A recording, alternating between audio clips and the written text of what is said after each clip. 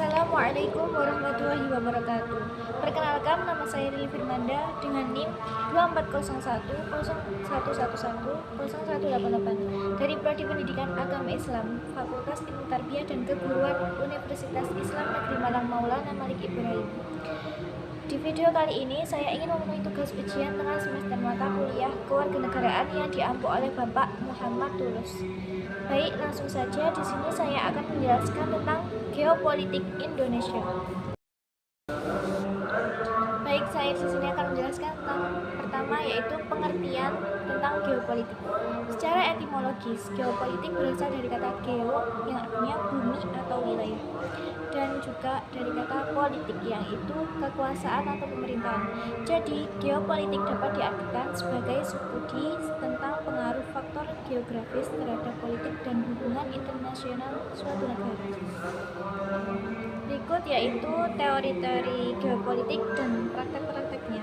Yang pertama, teori organik yang menurut Friedrich Ratzel, yaitu negara dianggap sebagai organisme hidup yang memerlukan ruang hidup atau Lebensraum untuk tumbuh dan berkembang. Yang kedua yaitu teori kekuatan maritim menurut Albert Schleiermacher, negara dengan angkatan laut yang kuat, akses ke jalur perdagangan laut dan pangkalan strategis akan memiliki pengaruh besar dalam politik internasional. Yang ketiga yaitu teori kekuatan darat menurut Halford Mackinder, penguasaan atas Highland Eurasia Tengah adalah kunci untuk menguasai World Island atau Eurasia dan Afrika, dan pada akhirnya menguasai dunia.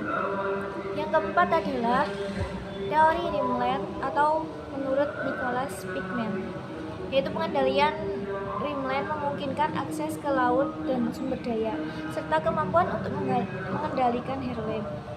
Yang kelima yaitu teori udara menurut Giulio Douhet, yaitu kekuatan udara adalah elemen kunci dalam peperangan modern. Yang keenam adalah teori geopolitik kritis.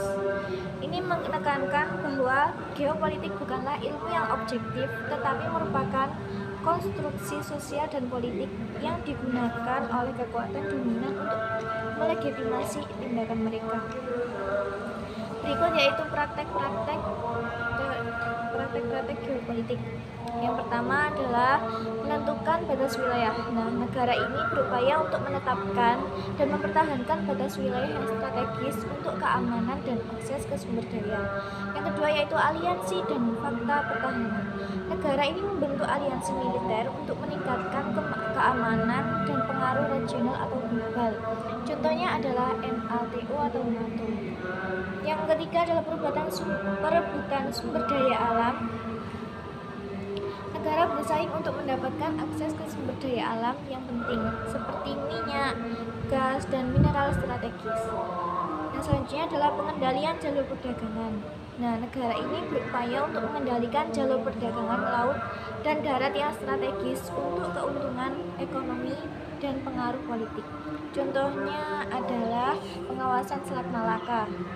Yang selanjutnya adalah pembangunan pangkalan militer. Negara membangun pangkalan militer di lokasi strategis di seluruh dunia untuk memproyeksikan kekuatan dan melindungi kepentingan nasional.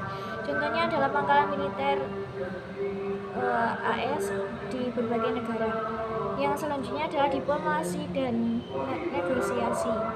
Negara menggunakan diplomasi untuk mencapai tujuan geopolitik mereka, seperti menyelesaikan sengketa wilayah atau membentuk aliansi. Yang selanjutnya adalah bantuan ekonomi dan pembangunan. Negara memberikan bantuan ekonomi kepada negara lain untuk memperkuat pengaruh politik dan ekonomi mereka di kawasan tersebut.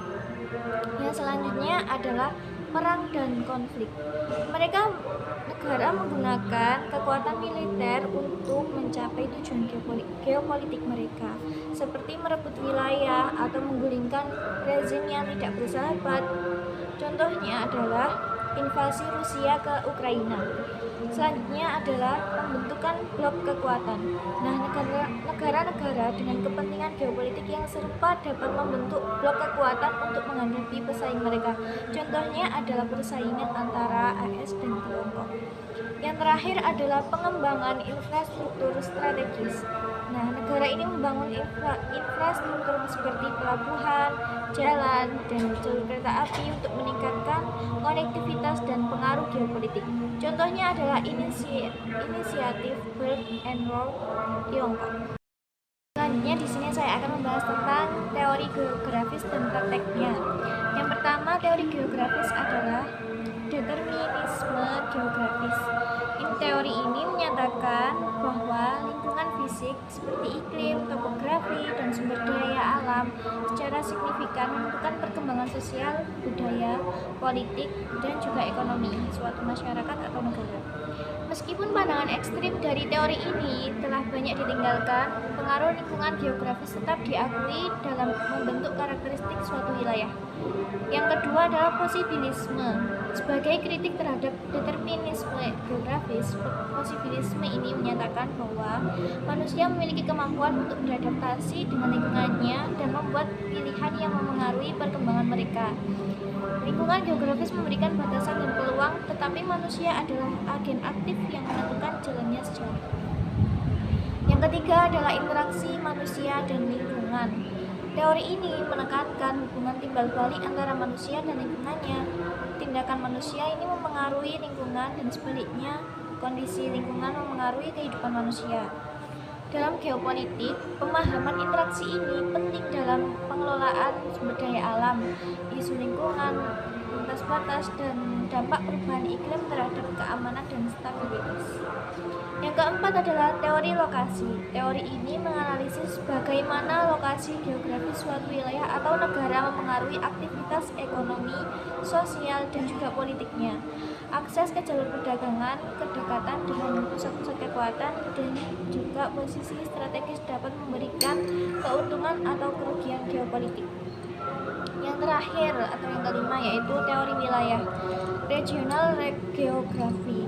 Teori ini mempelajari karakteristik unik suatu wilayah berdasarkan kombinasi faktor fisik dan sosial budaya.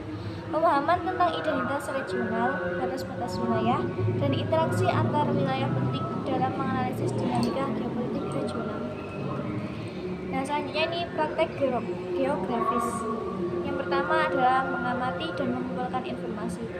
Nah, ahli geografi ini pergi ke lapangan untuk melihat langsung atau menggunakan gambar dari satelit atau pesawat dan mengumpulkan angka-angka penting. Yang kedua itu membuat peta dan menganalisis lokasi. Mereka membuat peta dan menggunakan program komputer khusus untuk melihat, menganalisis, dan juga menampilkan informasi berdasarkan lokasi. Yang ketiga yaitu mencari pola dan hubungan antar lokasi. Mereka menggunakan berbagai cara untuk mencari tahu apakah ada pola, hubungan, atau perubahan yang terjadi di berbagai tempat. Yang keempat yaitu merencanakan tata ruang.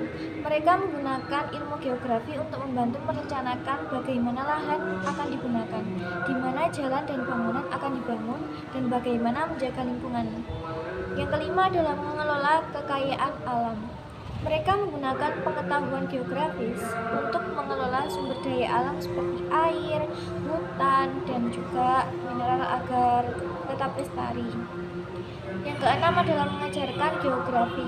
Mereka mengajarkan tentang konsep dan kemampuan geografi kepada siswa dan masyarakat yang luas. Yang terakhir yaitu melakukan penelitian geografi. Mereka melakukan penelitian ilmiah untuk menentukan ide-ide dan pengetahuan baru tentang geografi. Nah, di sini saya akan menjelaskan tentang otonomi daerah. Otonomi daerah itu seperti memberikan kekuasaan, hak dan tanggung jawab kepada setiap daerah di Indonesia untuk mengatur dan mengurus urusan pemerintahan serta kepentingan masyarakatnya sendiri. Tentu saja semua ini harus sesuai dengan aturan dan hukum yang berlaku di negara kita, yaitu Indonesia. Nah, tujuan utamanya adalah yang pertama, pelayanan dengan lebih baik. Membuat pelayanan untuk masyarakat itu seperti kesehatan, pendidikan, dan lain-lainnya itu menjadi lebih cepat, tepat, dan sesuai kebutuhan daerah. Yang kedua yaitu masyarakat lebih sejahtera. Nah, ini meningkatkan kemakmuran masyarakat dengan cara memberi mereka kesempatan dan melibatkan mereka secara aktif dalam pembangunan daerahnya. Yang ketiga yaitu pembangunan merata dan adil. Membuat pembangunan di seluruh wilayah Indonesia ini menjadi lebih seimbang dan tidak hanya terpusat di satu tempat saja. Yang keempat yaitu demokrasi di tingkat lokal. Ini memajukan sistem demokrasi di tingkat daerah sehingga masyarakat punya lebih banyak suara dalam pengambilan keputusan. Yang terakhir yaitu daerah lebih maju, meningkatkan kemampuan daerah untuk bersaing dan berkembang dengan memanfaatkan keunikan dan potensi yang dimilikinya.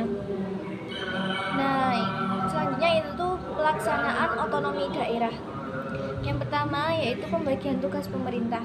Ada aturan yang jelas tentang tugas dan tanggung jawab masing-masing di tingkat pemerintahan, mulai dari pemerintahan pusat atau negara, pemerintah provinsi, sampai pemerintah kabupaten atau kota. Jadi setiap tingkatan punya urusan sendiri yang harus diurus. Yang kedua yaitu pembentukan daerah baru atau pemekaran. Kadang-kadang suatu daerah dipecah menjadi beberapa daerah otonom baru. Tujuannya bisa bermacam-macam, misalnya agar pelayanan ke masyarakat lebih baik dan pembangunan lebih merata.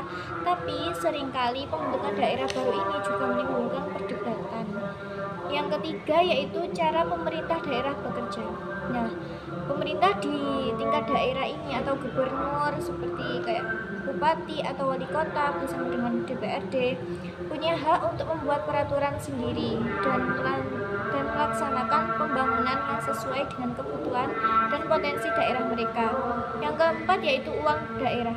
Setiap daerah punya sumber uang sendiri, misalnya dari pajak dan biaya layanan yang dipungut di daerah tersebut. Selain itu, mereka juga mendapatkan sebagian uang pajak dari pemerintah pusat dan hasil dari kekayaan alam yang ada di negara mereka, di daerah mereka. Uang ini dipakai untuk menjalankan pemerintahan dan pembangunan di daerah. Yang terakhir yaitu pengawasan. Pemerintah pusat tetap mengawasi bagaimana pemerintah daerah bekerja. Tujuannya adalah untuk memastikan semua tindakan pemerintah daerah sesuai dengan aturan dan hukum yang berlaku di Indonesia. Baik, mungkin ini yang dapat saya jelaskan. Ada salahnya, kurangnya, mohon maaf yang sebesar-besarnya. Atas perhatiannya saya ucapkan terima kasih. Wassalamualaikum warahmatullahi wabarakatuh.